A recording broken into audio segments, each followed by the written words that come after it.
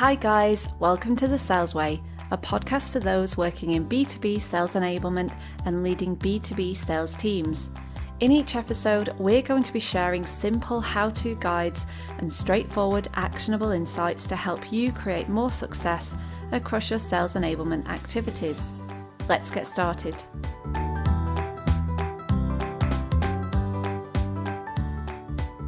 Hey there, and welcome to this week's episode of The Sales Way. So this time we're going to be working on how to create your sales messaging.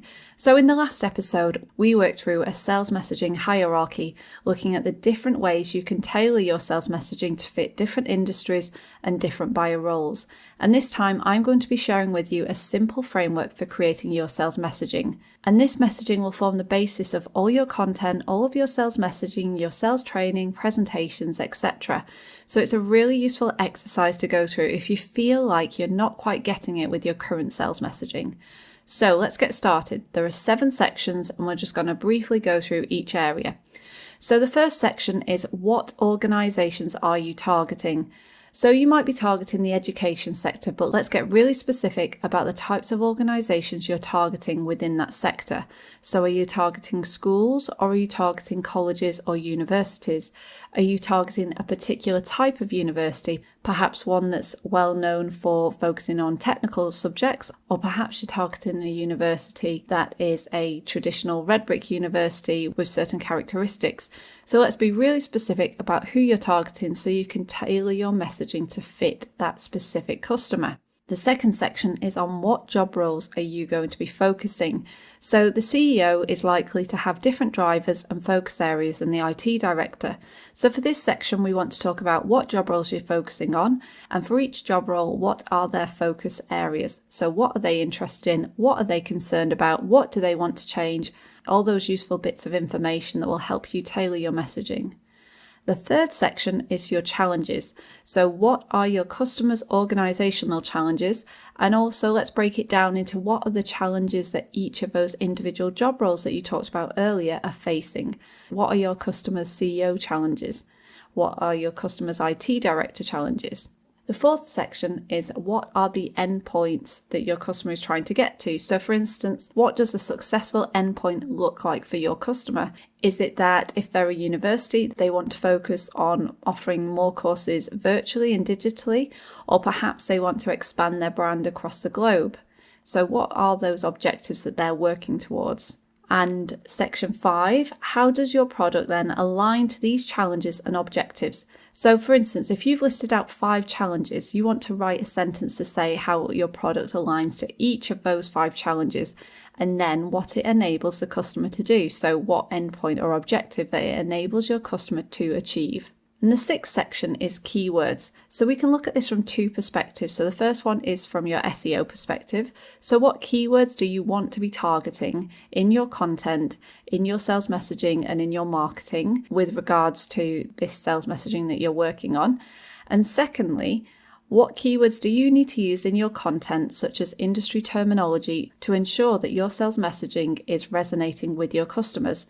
So if you were selling data security products, for example, then GDPR might be a keyword that you need to be targeting in your sales messaging to ensure that you're picking up on the key concerns and issues that your customer is facing. And finally, a section on sector trends. So what is the big news that's occurring in your sector? What are the trends that you're seeing across your customer base that you need to be referencing in your sales messaging so that your messaging is current and relevant to your customers? So it's always really helpful to have this in mind when you're creating your sales messaging. And that's why it really helps you to continually update your sales messaging. So as new sector trends or news come about, you can tweak and adjust your sales messaging so that it talks to your customers where they are at now.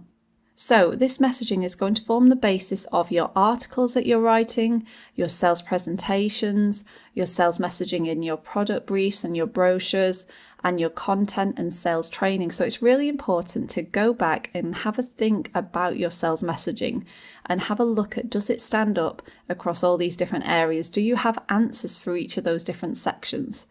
So it's a really quick, simple one today. So I'm just going to recap those 7 sections. So number 1, what organizations are you focusing on?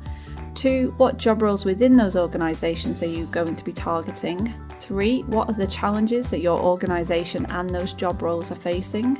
4, what is the end point that those job roles or those organisations are trying to reach? 5, how does your product align to those challenges and those endpoints? 6, what are the keywords that your sales messaging needs to include? And 7, what are the key sector trends that you need to be aware of and incorporate into your sales messaging? So this week we've been really busy creating a content hub over on Contemsa, and it's a sales hub full of free sales resources for whichever step of the sales cycle you're at. So if you head on over to contemsa.com/sales-hub, you'll be able to find content, resources and templates for each stage of the sales cycle to help you move on to the next stage and be more successful in your sales activities. So that's all for this week, and we'll speak to you soon.